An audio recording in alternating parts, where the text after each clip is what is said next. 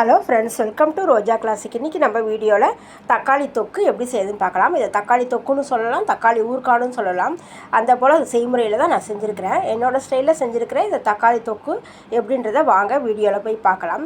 இதுக்கு பார்த்தீங்கன்னா நான் 1 கிலோ அளவுக்கு தக்காளி எடுத்திருக்கேன். அதுக்கு தகுந்த போல் ஒரு ஸ்பூன் அளவுக்கு வெந்தயம், கூட கொஞ்சம் வெந்தயம் இதில் சேர்த்துக்கிறேன். சேர்த்துட்டு வெந்தயம் ஓரளவுக்கு வறுபடணும், அது வரைக்கும் வறுத்து விடணும். லேசாக வறுபட்டு வந்துடுது பாருங்கள். இந்த ஸ்டேஜில் நம்ம 1 ஸ்பூன் அளவுக்கு இதில் கடுகு சேர்த்துக்கலாம். நம்ம வெந்தயத்துக்குடைய கடுகு சேர்த்தோன்னா கடுகு நல்லா பொரிஞ்சு வந்துடும், வெந்தயம் நல்லா வறுபடாது. இப்போ கடுகு சேர்த்தோடனே படபடன்னு வெடித்து வருது பாருங்கள். வெந்தயமும் இது கூட செவந்து நல்லா மணமாக வாசனையாக வறுபட்டு வருது. இதை நம்ம மிக்ஸி ஜாரில் மாற்றி அரைச்சி எடுத்து வந்துடலாம். அதே பேனில் கொஞ்சமாக எண்ணெய் சேர்த்துக்கலாம். எண்ணெய் சேர்த்துட்டு நான் 1 கிலோ அளவுக்கு தக்காளி எடுத்துருக்கேன், நாட்டு தக்காளி எடுத்துருக்கிறேன். எடுத்து இந்த பேனில் சேர்த்துடலாம். இந்த தக்காளியை தண்ணி எதுவும் சேர்க்காமல் அப்படியே நம்ம வேக வைக்கலாம். இதில் ஒரு 10 பல் போல் பூண்டு சேர்த்துக்கலாம். சேர்த்துட்டு ஒரு 6-7 வரமிளகாய் சேர்த்துருக்கேன். இது நல்லா காரமான மிளகாய் தான், அதனால் ஒரு 6-7 சேர்த்துருக்கேன். கொஞ்சம் லேசாக தண்ணியில் ஊற வச்சு இதில் சேர்த்துருக்கிறேன். சேர்த்துட்டு இது எல்லாம் ஒன்றா நல்லா வெந்து வர வரைக்கும் கொஞ்சம் நேரத்துக்கு இதை மூடி போட்டு விட்டுடலாம். இதில் நான் உப்பெல்லாம் எதுவும் சேர்க்கலை. ஸ்டவ்வை மீடியம் ஃப்ளேமில் வச்சுட்டு கொஞ்சம் நேரத்துக்கு அப்படியே மூடி போட்டு விட்டுடலாம். நடுவில் நான் ஒரு 2 தடவை ஓப்பன் செஞ்சு கலந்து விட்டேன். தக்காளியில் தண்ணி எதுவும் சேர்க்காமல் தக்காளியில் இருக்கிற தண்ணியிலே தக்காளி நல்லா வெந்து வந்திருக்குது பாருங்கள். இந்த அளவுக்கு தக்காளி நல்லா வெந்து வந்திருக்குது. இது நாட்டு தக்காளின்றதால ஆல்ரெடி லேசாக ஒரு புளிப்புத்தன்மை இருக்குது. அதுக்கு தகுந்தப்பறம் நம்ம புளி சேர்த்துக்கலாம். நான் ஒரு 50 கிராமுக்கும் கொஞ்சம் அதிகமாக புளி சேர்த்துருக்குறேன். நல்லா அந்த நாரெல்லாம் எடுத்துகிட்டு வெறும் அந்த புளியை மட்டும் இதில் சேர்த்துருக்குறேன். சேர்த்துட்டு இப்போ நம்ம ஸ்டவ்வை ஆஃப் பண்ணிடலாம். இது நல்லா ஆற விட்டுடணும். ஆற விட்டு நம்ம மிக்ஸி ஜாரில் அரைச்சி எடுத்துகிட்டு வந்துடலாம்.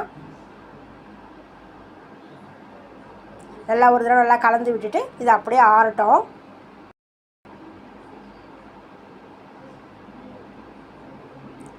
அடுத்து ஒரு பேனில் நல்லெண்ணெய் சேர்த்துக்கலாம். நல்லெண்ணெய் பார்த்திங்கன்னா ஒரு 4-5 ஸ்பூன் அளவுக்கு சேர்த்துக்கலாம். எண்ணெய் கொஞ்சம் அதிகமாக சேர்த்தாலே இது நல்லாயிருக்கும்.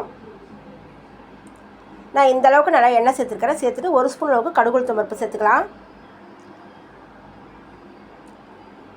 கடுகு நல்லா ஒன்று போல் வெடித்து வரணும். உளுத்தம் பருப்பு நல்லா செவந்து வரும்போது ஒரு 2 கொத்து அளவுக்கு கருவேப்பிலை சேர்த்துட்டு ஒரு 10 பல் பூண்டு எடுத்து பொடியாக கட் பண்ணி வச்சுருக்கேன், அதை இதோட சேர்த்துடலாம். சேர்த்துட்டு அடுப்பு நல்லா சிம்மில் வச்சுட்டு இந்த பூண்டு நல்லா வெந்து வர வரைக்கும் ஓரளவுக்கு நம்ம நல்லா வறுத்து விட்டுடணும். நல்லா இந்த அளவுக்கு வதங்கி வரும்போது நான் 1 ஸ்பூன் அளவுக்கு மட்டும் காரத்தூள் சேர்த்துருக்குறேன். நம்ம ஆல்ரெடி தக்காளி அரைக்கும் போதே அதில் ஒரு 7-8 மிளகாய் சேர்த்துருக்குறோம். இப்போ மிக்சியில் பொடிச்ச இந்த கடுகு வெந்தய பொடியும் இதில் சேர்த்துடலாம். சேர்த்து இதை நல்லா எண்ணெயில் வதக்கி விட்டுடலாம்.